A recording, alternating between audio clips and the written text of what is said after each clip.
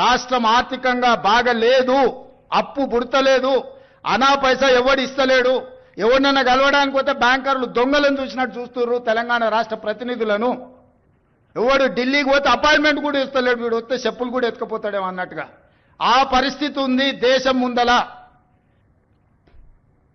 అప్పు పుడితే నేను కూడా ఏదో ఒకటి చేసి తెచ్చిచ్చేటోను, అప్పు పుట్టట్లేదు, ఎవడు బజార్లో నమ్మడం లేదు. స్వీయ నియంత్రణనే దీనికి పరిష్కారము. ఉన్నంతలో గౌరవంగా సంసారాన్ని నడిపితే బజార్లో ఎవడైనా నమ్ముతాడు. వీధికెక్కి రచ్చ చేసుకుంటే, కుటుంబం పరువు బజార్లో పడేసుకుంటే ఎట్లుంటుందో, ఉద్యోగ సంఘ నాయకులారా, రాష్ట్ర ప్రభుత్వం అనేది మన కుటుంబము. ఈ పరువును బజార్లో మీరు పడేస్తాము అనంటే కుటుంబ పెద్దగా వద్దు అని నేను విజ్ఞప్తి చేస్తున్నా.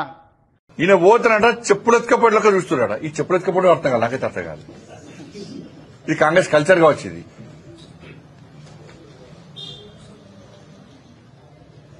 ఇప్పుడు చెప్పులు ఎత్తుకపోవడం మీద చర్చ జరుగుతుంది. ఇప్పుడు ఇక జరగాల కూడా.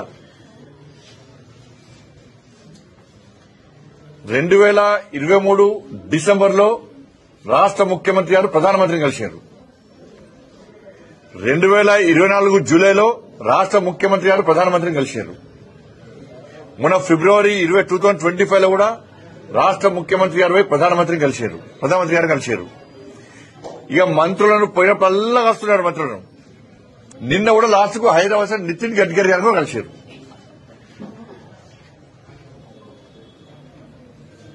ఎప్పుడు మీకు అపాయింట్మెంట్ ఇవ్వలే, ఎప్పుడు మీతో మాట్లాడలేదు.